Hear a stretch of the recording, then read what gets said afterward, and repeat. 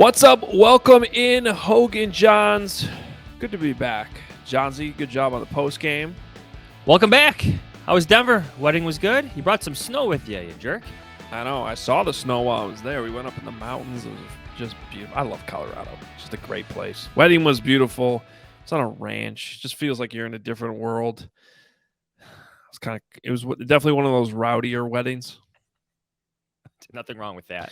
Do you and your friends have like any like wedding? I know you're probably past the wedding days at this point, as am I for the most part. But like my cousin who's getting married is like 28 now. Okay, so do your friends like have any like wedding traditions with like songs that are played or like any hijinks that go on there? There is one call it family. Kind of family, Okay. family friends, kind of mixture of both. Whenever Shout comes on, the ties are tied around the head. Okay. Yeah. Shirts are untucked. Guys are on the ground doing like the Animal House scene where, you know what I'm talking about? Where Yeah. it's Yeah. I'm blanking on how they described it in the movie, but that type of scene comes about or has come about, I want to say, in at least 5 or 6 weddings I've been to. Yeah, the reason I bring that up is because the last song of the wedding was Piano Man, which, that's pretty typical. Like, Billy Joel. Yeah, I mean, it's nothing new, but everyone got in a circle too and like put their arm like, okay, yeah, this is a pretty normal event. And then I look a little closer, to my left and my right, and I realize that pretty much every dude there, their pants are down at their ankles. That sounds like something this group in college used to do. I was not part of this group whenever some song came on, but no, you did not drop your pants, which is kind of like, I don't know. For the record, I kept every single wedding. I kept my pants on. I feel like 35 is probably the cutoff. I'm older than 35, so I kept it PG. A pants-on party for Adam Hoge. Yeah, no, it was a really fun, awesome wedding, and we had a good weekend. So it was weird for me, definitely weird for me to be traveling like on a Sunday, sort of having to follow the Bears game. I managed to catch like the middle part of the game because we went over to the DNVR bar and checked all that out, which was great. But then we had to leave in the fourth quarter. So when things like totally collapsed in the fourth quarter, I was listening to Joniak and Thayer for the most part through Sirius XM. Yeah. So, but no, everything's fine, Jahns, because, Justin Fields, and that's all you have to say. There's really nothing to criticize. The rebuild's going great. You don't need the quarterback to throw more in the fourth quarter. Everything's great. The Bears are on their way to the Super Bowl. Next time you're at Hallis Hall, I want you to take that idea into the locker room. Yeah. And just be like, hey, David Montgomery, this tank win thing is working out really well for you guys, huh? Yeah. I don't think his answer will work out well for you. No, it won't. And hey, Cody Way here, this you've been here forever, but this tanking feels like winning, right?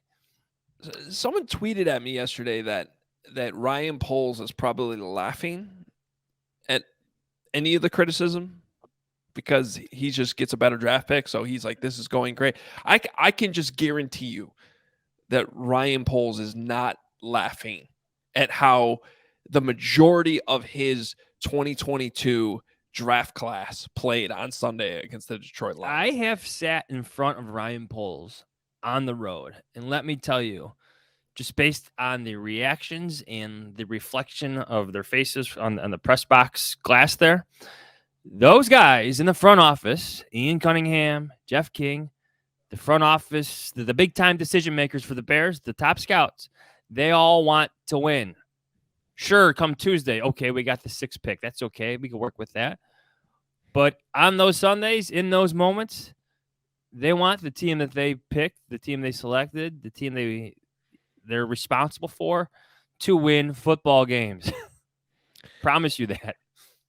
Especially the players and the coaches on the field, for sure. Like when you're in those 3 hours, there's a process to it. There's things that go right. There's reactions you have to have as a player and as a coach. And when it all adds up to a loss, especially one in which you blow a fourth quarter lead, nobody's happy about that. Now, if you want to take a step back a couple hours later and be like, at the end of the world, or at the end of the day, we got 10 higher picks in the draft order. certainly that's not a bad thing, but that's not how they look at this thing in the moment. Regardless of all that, we got a good show for you today. JT O'Sullivan, who's been on the podcast before under much different circumstances a year ago, will join us to break down Justin Fields, and I'm excited to talk to him and wanting to talk to him for a few weeks about what because he's a fan of Justin Fields. He's got strong thoughts on what the Bears should be doing with Justin Fields, and I think if you heard him last year when he joined us, there's going to be probably a much different tune with what he has to say now, but I'm really looking forward to that conversation. We'll also get to your voicemails a little bit later as well. Follow us on Twitter at Adam Hoge, at Adam Jahns. Jahns, he's got the coverage along with Kevin Fishbane up on The Athletic, theathletic.com/HoganJahns. And it's a Tuesday, which means if you signed up at all CHGO and are a member, that tomorrow morning you'll get my Bears Things newsletter in your inbox. Jahns, I'm just let's forget wins or losses for a second. There are losses in which you can be like, well, you just said forget wins and losses, but you're going to talk about losses? No. What I'm going to say is forget whether or not they would have actually won or lost this game against the Lions. Yes, they want to win. Okay, fine. But what I'm trying to get at is there have been losses already this season. In fact, I'd say the last 2 weeks before this one, where we're like, okay, for the most part, progress. Nobody wants to hear moral victory or whatever, but there were the majority of things that happened were good. Even though you lost the game to the Cowboys, you lost the game to the Dolphins. There were plenty of things to be like, okay, the future looks good. This was a different loss. And I'm setting Justin Fields even aside from this. There's just so many other things that happened in that game, Jahns, where there's things you should at least question. And you can't just throw your hands up in the air and be like, well, we got our quarterback and the 6th overall pick, so it's all fine. The Lions are the Lions. They entered this game with you think the Bears defense is bad? The Lions is worse. It is. Statistically worse, has been worse, even though they had a great day against Aaron Rodgers. I get it. They're the worst defense in the league. Bears were favored by 3 points. You felt like you walked into the Bears locker room at Soldier Field after the Dolphins loss, and you felt some good vibes. Oh, hey, we played with the playoff team. We had some young players against some outstanding receivers. There's some things to feel good about. Our quarterback was outstanding. You walk into the locker room Sunday after losing to Detroit, they were down. They were upset. That locker room needs a win. So just based off those moods alone, you get the impression that, well, they let this one slip away. They had a 14-point lead in the fourth quarter against one of the worst teams in the league. And I know the Bears aren't one of the best teams. I get it. But a 14-point lead against the Detroit Lions is one you should maintain in all cases. Absolutely. Absolutely. And even if you want to, zero in specifically on players who matter for the future and their development, especially on defense. Kyler Gordon's kind of stalled out here recently. Jaquan Brisker's kind of stalled out here recently. You don't have necessarily any answers on the defensive line. Travis Gibson hasn't really emerged the way that Ryan Poles was probably hoping as one of the holdovers from the last regime. Dominique Robbins still young.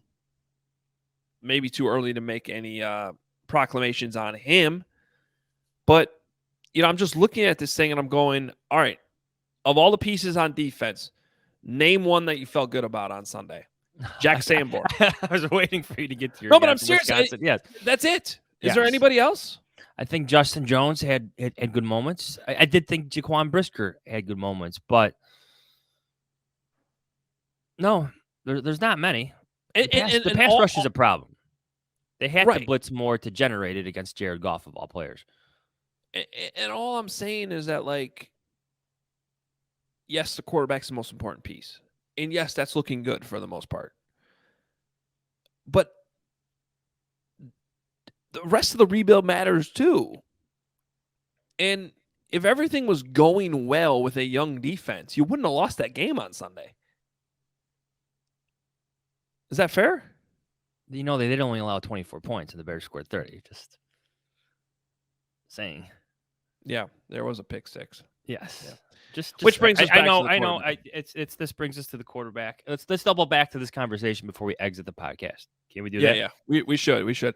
Let's bring in JT O'Sullivan, who does outstanding work at the QB school, and there he is with his amazing background that we love. JT, what's up, fellas? thanks for coming on. My background is just lacking. Yeah, you're all right. You're not kidnapped, are you? I gotta get out of this dining room and back into the office. This is not good. You say that, but that's like literally been your background for 3 years. So I don't. Consistency matters. Yeah. Hey, JT, we appreciate you jumping on with us again. We want to make sure all listeners know to be following your work at the QB school on Twitter. They can catch your Twitter breakdowns there, but if they want more, they should be checking out your YouTube page, and even more, they should be a Patreon subscriber, which I am, and I was able to watch your hour and 16-minute long breakdown on Justin Fields' performance against the Lions. Appreciate you putting all that work into it, because it certainly helps us out here on the pod. Hey, last year when you joined us, it was after that ugly Cleveland Browns game that basically got Matt Nagy fired. Boy, things are different now, aren't they? Both in terms of how Justin's playing, but I think where you come in especially is how the Bears are using him. Yeah, I mean, I think you guys, have lived through some tough times over there as far as offense. Why can't I get I'm not used to wearing a hat on this thing.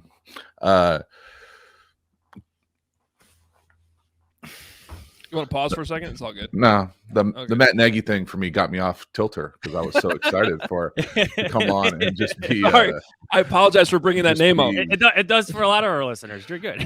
No, I mean, I don't even remember that last game. I think there were a number of things that got Matt Nagy fired. I think for y'all and just the experience of what it's been like to watch Justin Fields kind of, I don't want to necessarily say evolve, because I think that this Justin Fields has been there the whole time. I just think that the Bears have started to finally get an idea of what they have right now at the quarterback position, and then being able to create the scaffolding around him with whatever y'all want to use the phrase for the weapons and talent around him, to at least have him go out there and flourish in what he can do right now. And I know it's hard when y'all are living it week to week and want those wins and all those types of things, but I mean, when you take a step back and think about what it was even earlier in the season to what it is now, and what we're able to see from Justin Fields damn near consistently here for the last month, it's pretty exciting.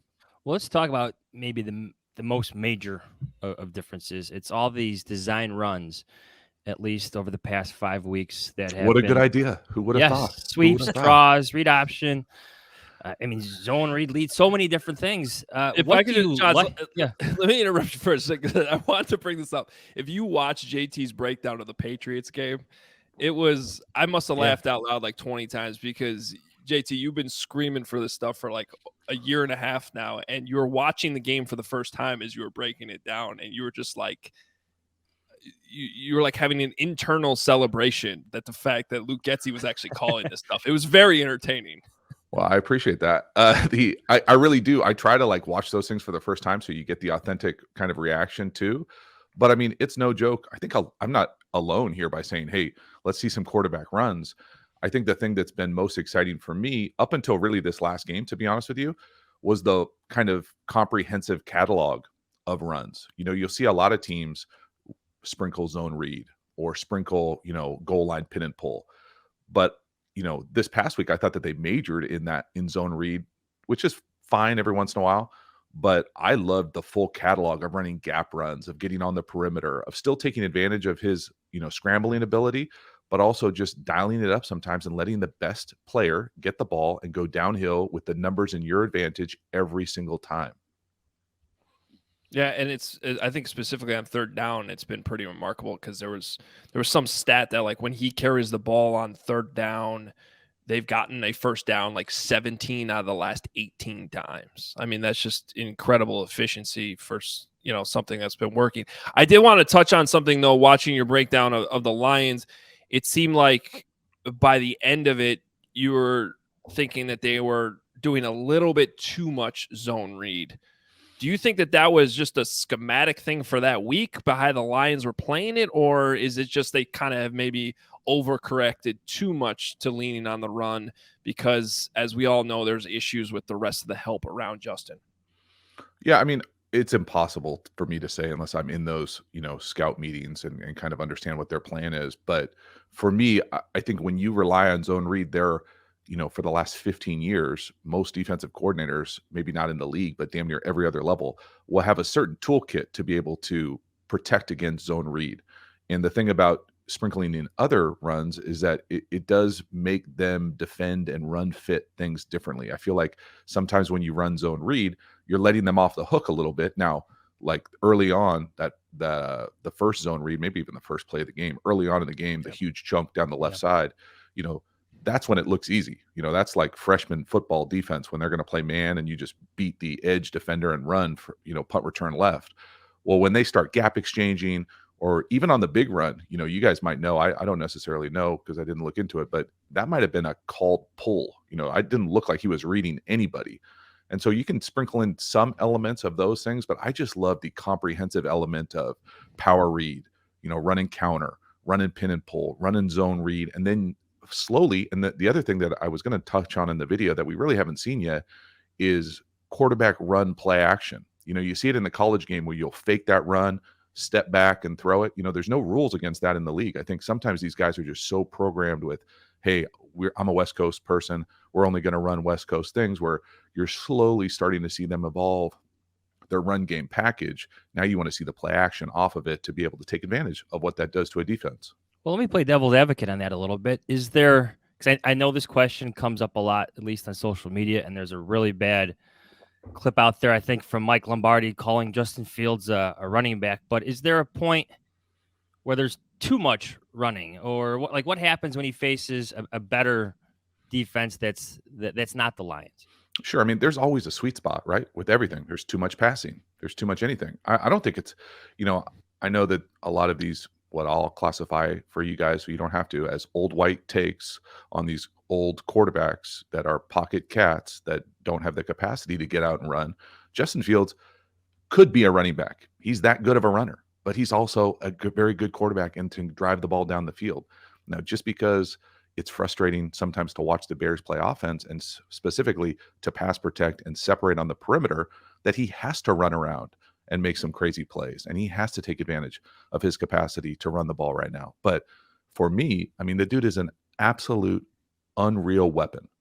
And he certainly tapped into the running element of it right now. But yeah, over the course of your entire career, is he going to be ripping, damn near 200 yards every game? No. But right now, he's competitive as hell.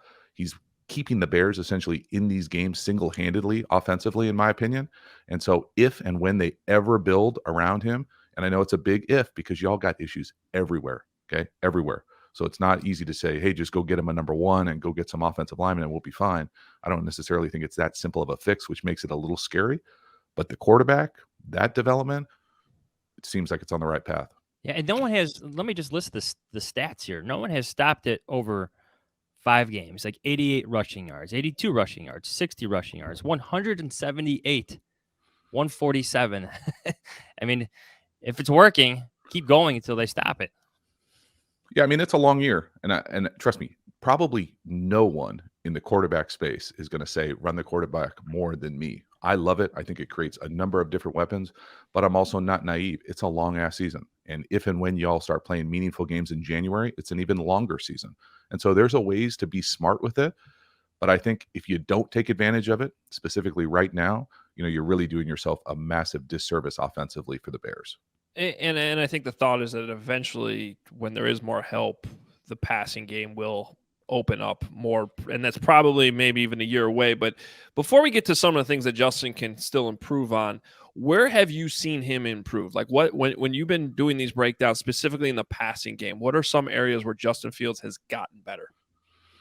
Well, I mean, I don't necessarily know if I can pinpoint to say, hey, he's gotten better at X, Y, Z.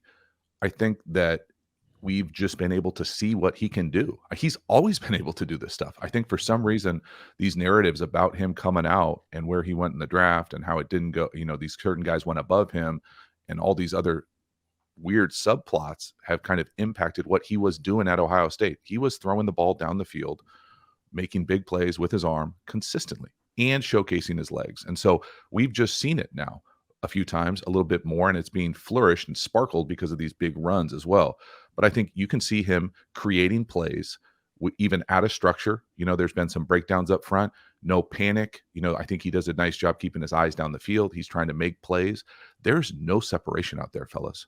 I know y'all know this, but like consistently, if you go out there and say, hey, I'll just get it to this guy because he's winning and I know I can trust him to separate, well, good luck. It's just not happening. And so that makes everything feel tight and condensed.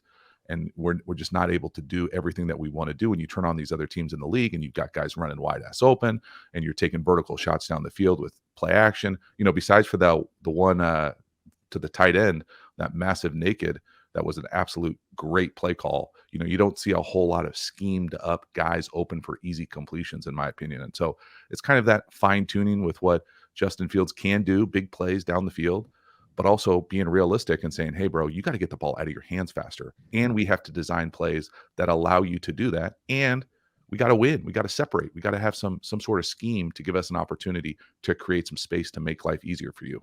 Before we talk about the anticipation throws and playing within the pocket, I'm curious, just generally speaking, you watch film every single week. You watch a lot of the Bears games. How do you feel about the Bears offensive line? A lot of moving parts, guys injured and whatnot, but from what you've seen from them, how would you describe what they're getting? I would say that, for me, it's even been just the story arc of this season, watching Justin Fields and what looks like, and it's just my perception of his comfort level in the pocket. I think early on, he was really trying to be that guy who was going to stay in the pocket, get through the reads, and we're taking ridiculous amount of sacks, holding on to the ball forever. I think slowly, it's almost flipped to the opposite side where it's, hey, if it's there, I'll let it rip, trying to be on time, not necessarily anticipating, but seeing it come open and ripping it. And then if it's not there, I'm going to go create. And so you probably have to find some sweet spot in the middle, but that comes from trust. It's trust with the offensive line that, hey, they're going to not take an L at the line of scrimmage immediately, but it also comes from trust from the offensive unit on the perimeter that someone's going to be where they're supposed to be when they're supposed to be there and have some precision to the drop back game. So it's never just, hey, man, we can't sustain, for 3 seconds in the pass protection unit. Okay, well, the Bears do a decent job of moving the pocket, moving the launch point, all those types of things. But those things come with a flip side where now you're cutting the field in half. You're not really allowing him to showcase what he can do from the pocket because you're basically saying, hey, you have this, this part of the field and that's it. And if someone falls or they run into each other, you have nothing. And so for me, it's really, really a combination of the pass protection unit, the trust with Justin Fields, but then that carries over to the perimeter. Those guys have to win, and we have to be calling plays, designing plays for them to win. What do they do absolutely the best, and how can we take advantage of putting those guys in positions to go out there and win like that consistently? Yeah, and to that point, I was watching one of your breakdowns of Tua a couple weeks ago. I think it was against the Lions too. You've had to watch the Lions a lot recently. Too much. Yeah, I do enjoy all the nicknames you have for them, though.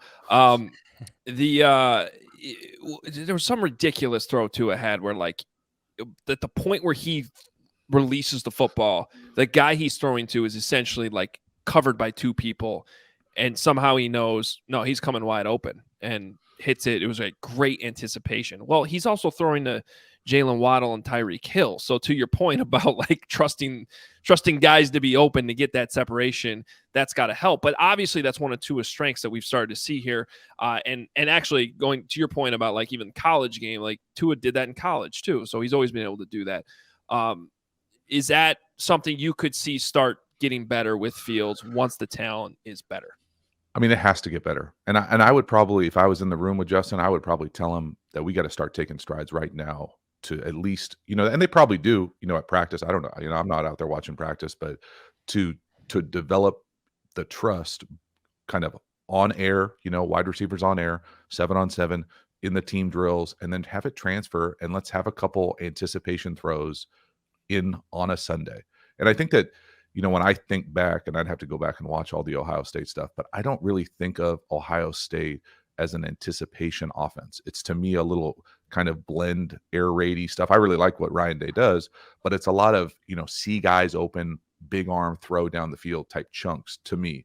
And so as opposed to Alabama, who's a little bit more RPO-y anticipation. And so those guys are, trained. That's their norm. That's their fluency, as opposed to Justin Fields, who probably hasn't been asked to do it quite as much. But for me, anticipation comes from not just the quarterback and everything being kind of intentional with saying, hey, I'm going to get the ball out on time. I understand the timing of this. It really is an entire unit thing. And it really, the wide receivers, the precision of the footwork, the depths, the details, the demands of the passing game at the pro level to be able to match that with the timing, with the trust, with the accuracy. And I think Justin certainly has the accuracy and the arm strength and the big play making ability down the field. I don't know why they can't scheme up some sort of one-on-one outside the numbers for him to be able to throw an anticipation throw, at least build it into the repertoire to be able to get more comfortable with it. But you don't see it. I mean, I'm trying to think off the top of my head. I'm sure someone will come at me on some social media content about some anticipation throw, but you really don't see it. I can't recall any. To your point there, I'm trying to remember exactly what our conversation was like with quarterbacks coach Andrew Janoko a few weeks ago, but the conversation centered around trust and Justin Fields, like you said, trusting everything.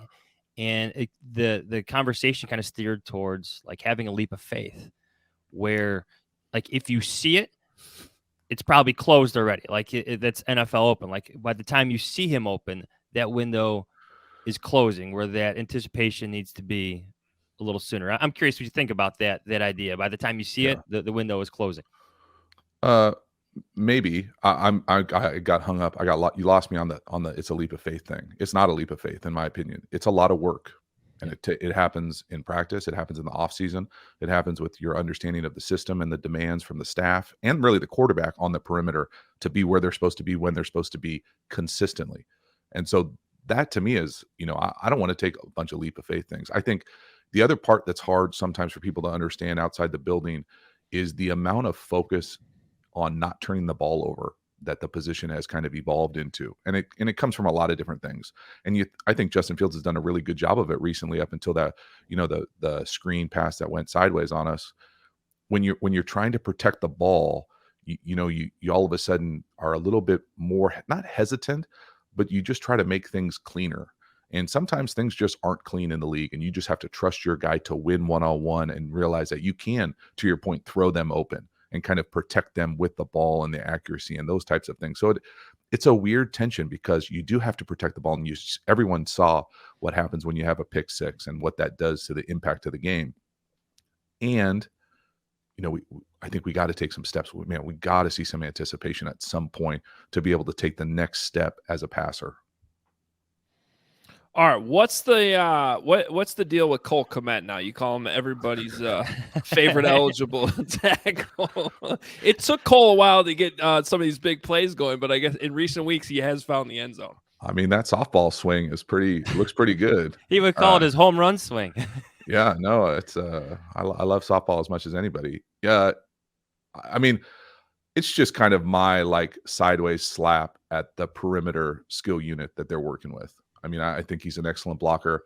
I don't think Cole Kmet is going to separate from anybody very consistently. And so, when you look across the landscape of the league with a lot of quarterbacks who are doing really well in the passing game, they've got some guys who can separate at every position.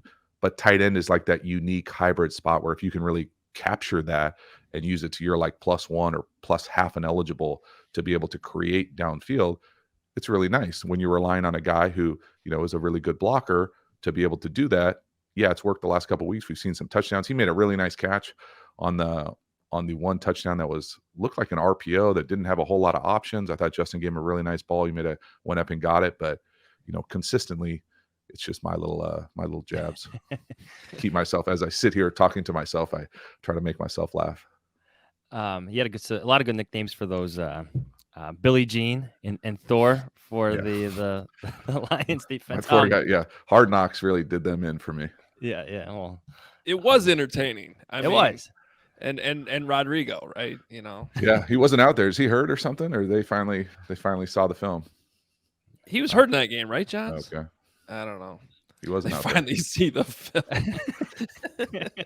I want to go back to I guess Matt Nagy a little bit. Just let's transform that into Luke Getsy.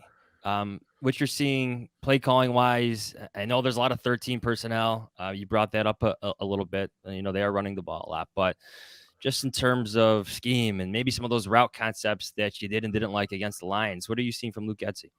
I mean, I think that there's a lot to like. I think that they, I'm personally someone who loves changing up personnel like that, especially when you don't have what I would classify as, a dominant personnel where you're going to run out there with 3 wide receivers and feel like, oh, these 3 cats are unstoppable. So to be able to mix up what the edges look like, to be able to mix up what the flanks look like, to be able to make your run game a little bit more complicated.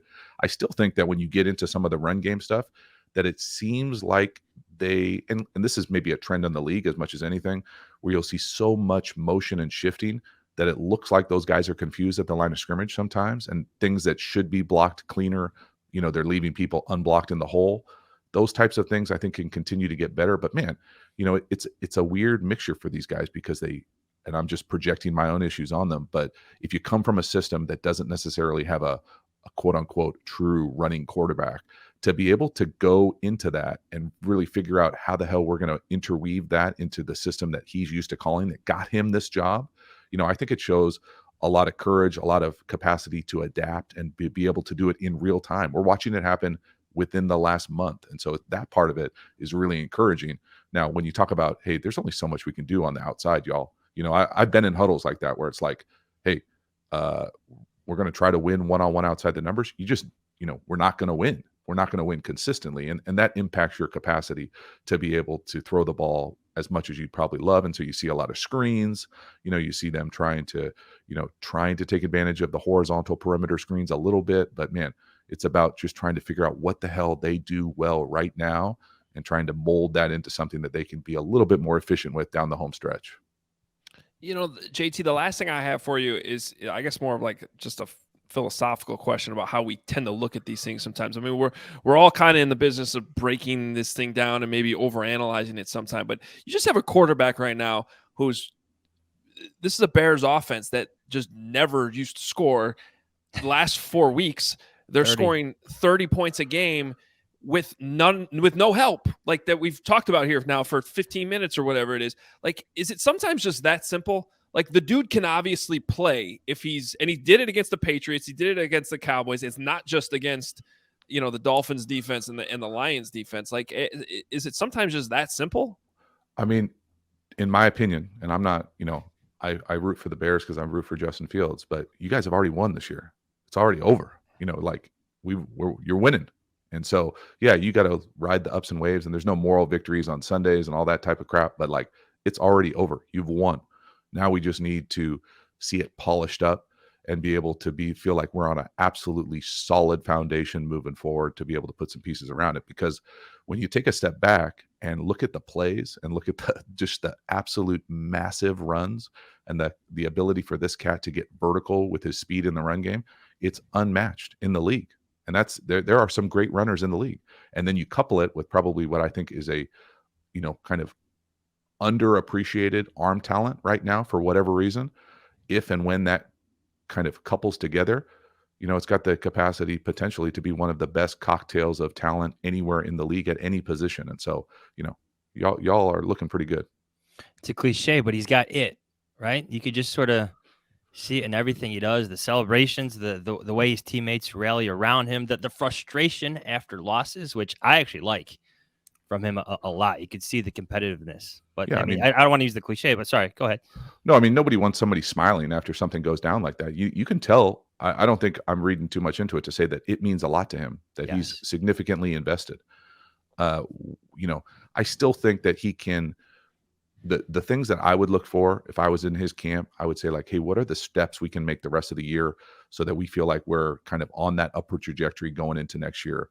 And it's just about somehow playing a little bit quicker from within the pocket. I know that that's not necessarily an easy answer, but I think that there are times both with the system and his ability to just trust it. Like I think it was a third down. There was an option route that he could have hit down to the bottom of the screen. I think it was later in the game. Like those types of throws, I don't want to see those on the film anymore. Like when the first read is open and you trust someone to win, let's get the ball out of our hands. Let's not take unnecessary hits, sacks. Those are things that I think he can be make the decision to improve really quickly, because the rest of it sure looks like it's there up until, he's got to feel like he's got to do everything himself. And I think he does feel like that in certain situations. And you don't necessarily want to play quarterback long-term with that feeling of saying, oh my God, I'm going to have to go get it myself every third down. Yeah, I think that was the throw you're talking about was that 3rd and 5. There was an out that was open to the right, and that was when he threw that deep shot down the left to Cole Kmet. They just didn't hook up. So, yeah. Hey, I encourage our listeners to go check out the full breakdown, and there's plenty of them going back a few weeks now. So, anything else, JT, that we should know about the QB school right now? No, I appreciate you guys pumping it out there. It means a lot to me. I really do get a kick out of it, and it's been fun to see Justin Fields and the Bears kind of rally around each other and enjoy this stretch.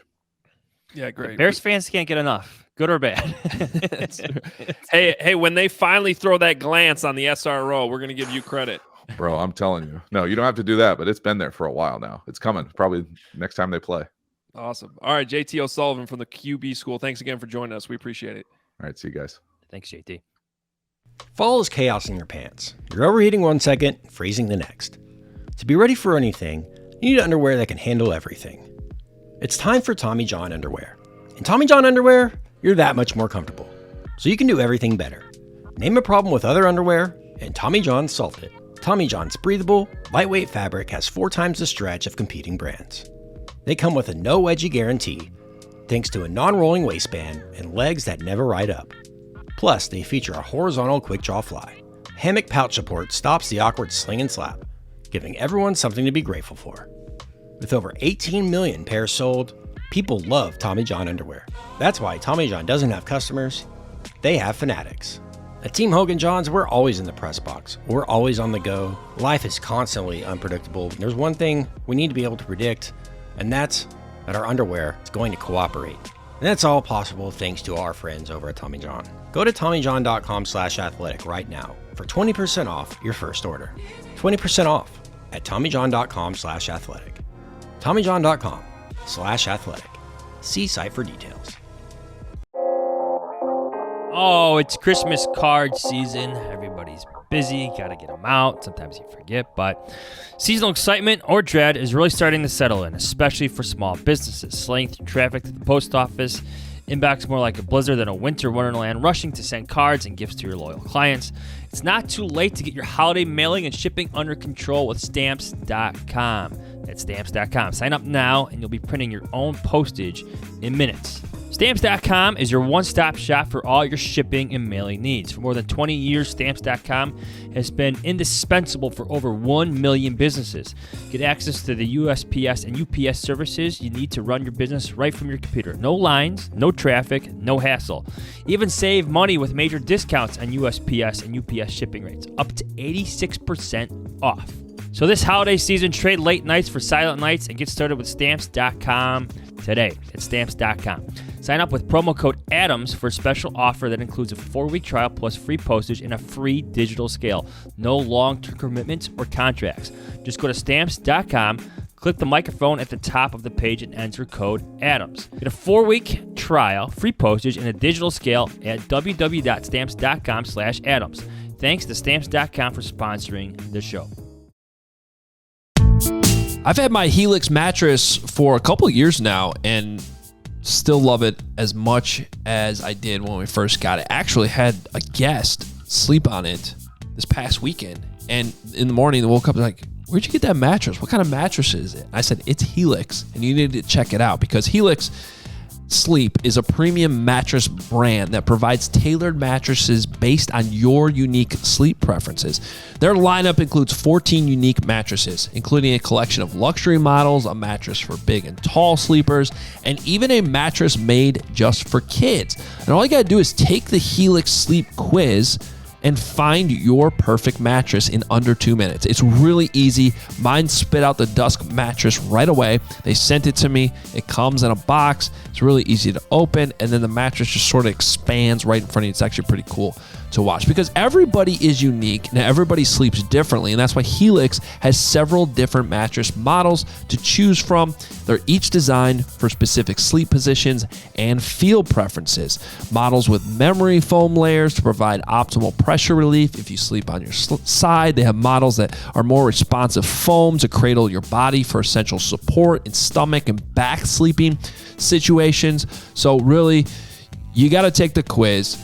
You answer the questions. It's really simple to do, and it spits out the one that you should be sleeping on. Soft, medium, firm, depending on how you sleep, side, back, stomach, however you sleep. You can sleep upside down. They probably have a mattress for that too. So right now, Helix is offering up to $200 off all mattress orders and 2 free pillows for our Hoge and Jahns listeners. Go to helixsleep.com/Adam. Again, helixsleep.com/Adam. Take the quiz. Take advantage of this offer. $200 off all mattress orders and 2 free pillows for our listeners. helixsleep.com/Adam. With Helix, better sleep starts now. It's time to knock that new business idea out of the park with Shopify, the all-in-one commerce platform to start, run, and grow your business. Forget the off-season work. Shopify makes it simple to sell to anyone from anywhere. Whether you're selling warm-ups or wall hangers, it's time to start selling with Shopify and join the platform simplifying commerce for millions of businesses worldwide. With Shopify, you'll customize your online store to your brand, discover new customers, and build relationships that create die-hard fans. Shopify fields all the sales channels to grow a winning business, from an in-person POS system to an all-in-one e-commerce platform, even across social media platforms like TikTok, Facebook, and Instagram. And thanks to 24/7 support and free on-demand business courses, Shopify is on your team every step of the way. It's how every minute, new sellers around the world score their first sale with Shopify, and you can too. As a consumer, I really love the Shopify app because I just follow the businesses I love on there and I can shop from them at any time with all my information pre-saved. It's a great way to support small businesses I love with Shopify. When you're ready to take your winning idea to the world, team up with Shopify, commerce platform powering millions of businesses, down the street and around the globe. Try out Shopify for free today and start selling anywhere. This is Possibility, powered by Shopify. Sign up for a free trial at shopify.com/Adams, all lowercase. Go to shopify.com/Adams to start selling online today. That's shopify.com/Adams. You may start noticing that there are these strange tall boys of beer in the bottled water section of your local stores. Well, it's not beer. It's actually mountain spring water from the Alps, and it's called Liquid Death. Why is this water called Liquid Death? Well, because it will actually brutally murder your thirst. Their infinitely recyclable tallboy cans are helping to bring death to plastic bottles. They also donate 10% of their profits from every can sold to help kill plastic pollution. You can have fun with it. You can open it up anywhere. It looks like a beer, but it's not beer, and it tastes great. There's these new flavors, different flavors that you like. You can bring it to Hallis Hall. Drink it in the media room if you want. You can drink it while pregnant. You can do a lot of different things. It tastes great, it looks cool, and you're helping stop pollution. So go get Liquid Death at your local 7-Eleven, Jewel, Target, or CVS, or find a Liquid Death retailer near you with their store locator tool at liquiddeath.com/Adam. That's liquiddeath.com/Adam.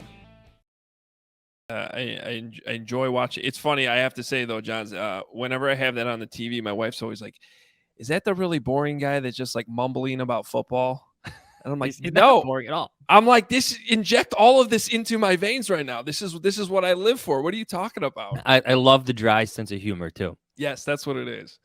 So he's calling.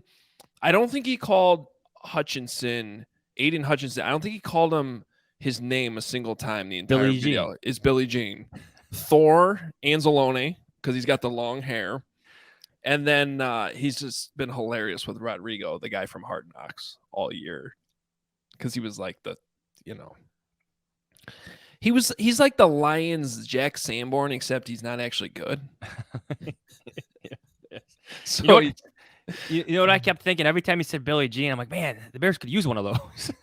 yes. Hey, he's a good player. He really is. I know the numbers don't really show it, but at least my first full game watching him live, like that, the run to David Montgomery in the goal line where he came from the backside where he made that tackle, that violent tackle where he flipped David Montgomery with one of the hardest runners in the NFL.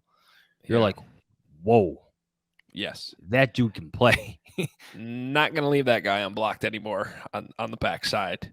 By the way, just real quick, that reference I made at the end, SRO screen run option. The Bears have been running a bunch of these where Justin looks like to his right to throw a screen, or he has the option to run it up the middle and keep it. What JT's talking about is to the single side, because they're usually in a 3-by-1 in that situation with 3 to the screen side. On the back side of the play, there's like a glance that like basically you add a post basically route. a hybrid slant post situation, right? An in route to the middle of the field that on all over the film, JT's like, that's open. You got to throw it. You got to throw it to the backside. So if they do that, if you see a 3-by-1 with the screen to the right, option to run it over the middle, and he just throws it to the backside to the single side, the QB school gets all the credit for it. So when Luke Getsy watches this today, no Getsy. We know he's going to. We know Ryan Poles watches us. It's going to be added. In most cases, what you see with that receiver is he's blocking. At least in every example that I've seen, is that's what he does. He's stock blocking. Right, because if Justin gets through on the run, you want to have that guy blocked up. Yes. Yeah. But now you're adding the throw to it, and that would open up. Well, that'll change the complexion of the offense in so many ways. One thought on that, and I think JT kind of highlighted it very well, is that Luke Getsy is not afraid to take that and, I can add that. I can draw from other schemes. I don't mind looking at the Ravens film and finding ways to unlock my quarterback. I like that from Luke Getsy. I like that there's no... This is what kind of separates him from Matt Nagy, where it's like, my way, this is the offense that we know. I have to teach it to everybody. Where Luke Getsy seems to be more than willing to accept different arguments, different takes, different philosophies to move the football, and it's working over the past 5 games. I could not agree more. And I'll also throw in, like, it's not like Nagy never took something that he saw and used it. But there was definitely more of a stubbornness to be like, here's my 1,000-page playbook. Whatever we're going to do differently is going to come out of this playbook because this is what we do. We're just going to pull from page 600 now instead. And whereas Getsy seems to be looking, no. Okay, this team has a similar quarterback as ours. This worked against this opponent that we're about to play. Let's do that. Yeah. I think one of a great way to put that is that Matt Nagy hired Mark Helfrich because of his expertise in RPOs from Oregon. And then after 2 years, he fired him because the running game wasn't working. Yeah. Along with Harry Hiestand, the offensive line coach that he got from Notre Dame. Harry seems to be doing just fine at Notre Dame, by the way. Yeah. So, and again, it goes to the offensive staff too. There's more from the same tree than there ever was for Matt Nagy. Get what I'm saying? Yes. I know they're drawing now from different philosophies and different teams, but Janoko's from it. I mean, these guys, Chris Morgan has experience with what they want to do. It just wasn't the case under Matt Nagy. Well, and I just think a perfect example is just look at what he's brought from Green Bay. Like, he's brought the stuff from Green Bay that works for Justin Fields and some of the more specific, like, fakes and let's run the free play when somebody jumps off, like that type of stuff. It's not like he took this whole offense is like, okay, you're going to do what Aaron Rodgers does, because that's not fair to the quarterback to ask him to do that. Yeah, one thing I wanted to bring up. Sorry, I am completely cutting you off today. That's all right. You're ready to go on a Tuesday. I got a lot to say. Go back to Denver, man. JT O'Sullivan got you. Go back to Denver. I would, man. It is just peaceful there, and take the snow with you, though. Beautiful. For those watching not in the Chicagoland area, it is currently snowing, and we're expecting a couple inches around here.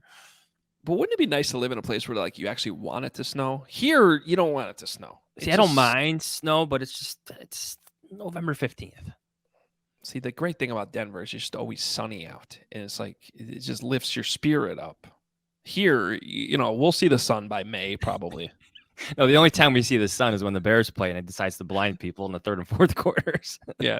And Cole Kmet briefly before he catches it. Yes, outstanding 50-yard catch right there. I I forget where I was going with my thoughts. So I do you want apologize. to get to Let's do this. voicemails? Yeah, let's go to the voicemails. Then we'll wrap everything up. A lot of good stuff from this pod. But yeah, we do have voicemails from the game. I'm very interested to hear how these go since there was a lot of good and then a ugly collapse at the end. So here are your voicemails from the Bears-Lions game. Do you know who this is? Oh, you didn't know?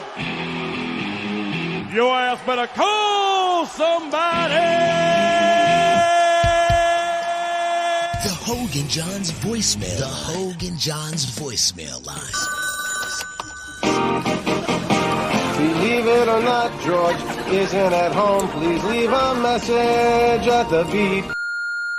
Got any questions or comments about the Bears? Give the guys a call before, after, or even during the game. Go Bears!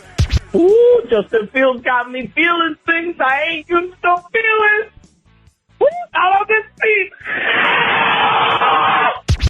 So bad, Chicago D, taking us all the way to misery. Ugh, they're terrible. They're done. Hoge, Jahns, Tom from San Antonio, halftime 10-10. This is just going to be the standard now with Justin Fields. He's the dude who can just make plays when plays need to be made. Bear down. Johnsy Cat, man, I think you just can never, ever mention Cole Kmet touchdown ever again because it seems to happen every week now. If you don't even think about it, maybe the Bears win a Super Bowl. Bear down, baby. This Mr. Anderson calling from Philly, checking out my man Jack Sanborn. That's why you don't pay an off-the-ball linebacker $20 million a year. Bear down. Illinois, baby. Lake Zurich, baby. Jack Sanborn, 2 fucking sacks. Oh, my God. Bear down. Hey, Hogan Johns. It's been confirmed that the refs are against the Bears. Don from Virginia. We can either have the Bears for the next 5 years, or we can have the Bears actually become a winning team. This is what you need to do. You need to take the linebackers coach, make him the Soldier Field parking attendant. He's a freaking idiot. Take the defensive coordinator, make him the linebackers coach, make the head coach the defensive coordinator hits principal. I'm not seeing no hits principal out there. Don't give me that crap. And then you take the offensive coordinator, make him the head coach. Now you're a winning team. Otherwise, we're just going to do Bears things. Justin Fields, baby! Hogan Johns, long time, first time. I cannot believe our number one, Justin Fields, just scored that 60-something touchdown. Awesome. Love it. Bear down. Just as the national media turns around on Fields, oh, he's great. Look what happens. This is unbelievable. I mean, I don't know who needs to hear this. We got a great running back at quarterback. That underthrow to Kmet on the touchdown, he had to literally stop for. And then he, underthrows Claypool by 5 yards when we need it, a 2-minute drill. It's sad. It's really sad. I'm going to say, guys, I'm not that upset. I mean, we're looking great. The culture's great. We're growing as a team, and we're losing, which means we may get a top 5 pick. See you next week. Hey, Bears fans, B-Man here. I can't believe we lost to the Lions, but we have Justin Fields. Our future is bright. Bear down! Hoagie Cat, John Dippet, Bob Dabrowski here, leaving Soldier Field after yet another loss, and yet Justin Fields continues to be a god amongst Pilgrims. We got just the greatest offense in the history of football. I mean, it's the greatest offense in the history of the Chicago Bears, so that's football. So best offense in the history of football. We are obviously going to win many Super Bowls with Justin Fields. It's just when is the defense going to catch up to the offense? The age-old question here in Chicago. I only really see 2 Hall of Fame players on defense, Eddie Jackson and Jack Sanborn. Other than that, kind of a crapshoot. Maybe Jaquan Brisker is a Hall of Famer. Maybe Kyler Gordon turns it around. Maybe Jalen Johnson turns it around. I don't know. Right now, only 2 rock-solid Hall of Famers on defense. Got to get better than that. We want to win 100 Super Bowls. Go Bears, Chicago Bears, bear down. Can I take a quick issue with the criticism there of one, the throw to Claypool in the late 2-minute drill there? Justin Fields went back shoulder. I like that idea. It was open. Chase Claypool still went deep, still went upfield. I think that is an example of their lack of chemistry right now. I also thought, and it was admittedly easier. It's interesting. Sometimes there's a play that's actually better viewed from the TV copy than the all 22. Every once in a while, there's one. The all 22, because Soldier Field's angle, it didn't show how flat that throw was. There wasn't a lot of touch on that throw. He threw it very low. Back shoulder. And yeah, but it was. Yeah, I get that's what he's looking for. I didn't think that was one of Justin's best throws of the game. I don't think it's one to like. I get ridiculed for over scrutinizing throws of Justin Fields. That is not one I liked it. And then the touchdown to Cole Kmet. Let me tell you a little background on the touchdown Cole Kmet, the 50-yarder. They missed that throw every time they practiced it. In practice at Hallis Hall. Every time. That's amazing. They blame It's amazing Getsy still called it. Yes, which I like. Yeah. Trusting your players, especially where that sun is coming in at that moment. Made an adjustment. They missed that throw. They did it in practice and a walkthrough. They did it 4 or 5 times afterwards together. They didn't kind of give up. They're just like, okay, let's maybe see how it goes in the game if it ever gets called. But I like the setup by Getsy, using the same personnel, 13 personnel. Great route. It's not an easy ball to throw from left to right, 50 yards down the field, and that's just 50 yards from the line of scrimmage. You got to add in the extra yards behind the line of scrimmage. He's also to his left. Cole. The world's best eligible tackle, apparently. Not whatever you want to call him. It's going to his right. That's a good play, man. It's a 50-yard touchdown pass. Celebrate it. I don't think that JT knows that Cole Kmet was a pretty high-level baseball player because he keeps calling it a softball swing. Yes. This guy did hit bombs at Wrigley Didn't Field. he go to Notre Dame because he could play baseball as well? He played baseball there. Yeah. And he played center field. Cole Kmet himself said his background in baseball, playing center field, helped him on that catch. He led the state of Illinois in home runs as a senior at St. Viator. Yeah. So I like the home run swing celebration. I think it's the best one the Bears have. And did you notice on the last one, the second touchdown, 3 different guys did it at the same time? I did it on the first one too. Oh, I missed that. And it was almost in unison. It was pretty good. Yeah. Good. Yeah. Team. The thing I remember what I wanted to bring up quickly before we talk about tanking again. I know you got to run there soon. I like how much better Justin Fields has gotten with play fakes. This sounds so simplistic, get good at play fakes, but all quarterbacks are not created equal in play faking. And Justin Fields, since week 1, has significantly improved, in my opinion. I wanted to bring that up with JT. Missed my opportunity, but I think he has improved there. There. Said it. Totally agree with you. And I actually think this week, Luke Getsy and Andrew Janocko might actually be a little bit critical of some of his play fakes, because I totally agree with you that he's gotten better. I actually thought it got a little sloppy at times in this game. They were a little too quick.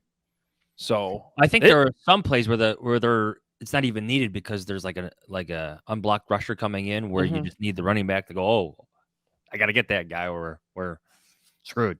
Yeah. And then this is first of all, good way to end the pod, I think, is just to go back to what JT said at the end there. He's just, as an outsider's view, who's really his only consumption of Bears football is watching coaching tape, right? He called it a win. He's like, you guys already won this year. That was a pretty strong takeaway, I thought. And then in general, I think Justin's gotten better in recent weeks at getting rid of the ball faster. And then I thought this week was just a small step back. Same thing with the play fakes, just tightening up a little. But I'm encouraged that in past weeks, we did see things speed up a little bit. And can I just say, that is so okay to say. Yeah. You could praise him for everything he did. 4 touchdowns, electric runner, but still acknowledge that he has to get better in certain areas of the game. And that's the scary thing, isn't it? Right. that's a good thing, everybody. This is not over scrutiny or over criticism here. Just think about that. Room that get better. His coaches are going to try to coach him into that. Former quarterbacks who have played in the league see it. And that is a scary proposition for the rest of the league and quite the benefit for the Bears right now as they try to rebuild this team. It's there. The signs are there. Needs to get better certain areas, but just think of how good he could be once he gets better in those areas. That's why you point out those mistakes. That's why you coach him tough, like Luke Getsy is doing. So you take that next step. You continue to forget the next step, more steps, like 5 steps. They're there. Yeah. I totally agree. And I think that just one maybe this is the final thing we'll talk about, but just this is where you want to be. Okay, so like just so people understand, Justin Fields the last couple weeks had graded out like as high as he ever has for me. Okay, and then this week, when I say he took a step back, he still graded out as a long-term starter, right? So like earlier in the year when he was having his step back games, they were bad, right? Like they were actually bad games. This was still a more than good game, like a really good game. That by the way, there was some things that that still could have been better here and there. Like that's where you want to be with a young quarterback. This is where you want to be, where like your baseline is. We already know we want to pay him. The question is, can he become like one of the top 3 quarterbacks in the league, like MVP type candidate? Like that's where you want to be operating from. And that's where the Bears seem to be right now, at least in the last month or so, which is very, very encouraging. And we've never said that ever. Well, what I just said, we've never said ever. Oh, this feels different than 2018 when Mitch was throwing 6 touchdowns against the Buccaneers. There were more in terms of like the ebb. Let's call this the ebb. No, or is this the flow? This is a good flow for Justin Fields right now. Remember when that 10,000 word breakdown I did on the 2018 season, and the conclusion at the end of it was, I don't know, like we still got to see. This kind of felt like a wasted time because we still don't know. That's not where they are. But yeah. That's where they are, or not. That's not where they are with Fields. They're in a much better place. So Bears fans should be excited about that. All right, great show. Loved having JT on. Please, seriously, you can go check out the free stuff on YouTube very, very easily at the QB School YouTube channel. If you're interested in, it's not just some of the longer videos that he puts behind the Patreon, but there's some like really good football stuff. You just want to learn about, different cadences and quarterback reads. If you just want to learn about offensive football, all that stuff's there, and it's really good stuff. So we appreciate him coming on. Jahnsy, any final thoughts? No, I've said a lot of things today, so I'm done. Yeah, you're on fire. I gotta go do another show. Bring it. And I got a text. in the middle of the pod that they might me to fill in on the afternoon show today at the Score. So I might be talking a lot the rest of the day. Great. You're going to lose your voice again. Oh, no, we can't do that. My cousin lost his voice at the wedding the other day. From screaming and singing to Piano Man with his pants down? Yeah, no, not the one that was getting married. His brother, fortunately. But all right, we're out of here. Follow us on Twitter at Adam Hoge, at Adam Jahns, and read us on The Athletic and allchgo.com. Newsletter coming out in the morning. A lot of great stuff. Appreciate you guys all tuning in, and can't wait to hear the feedback from this podcast with JT O'Sullivan. So appreciate it, and we'll be back Thursday with a preview of Ryan Pace's and Phil Emery's Atlanta Falcons. See ya.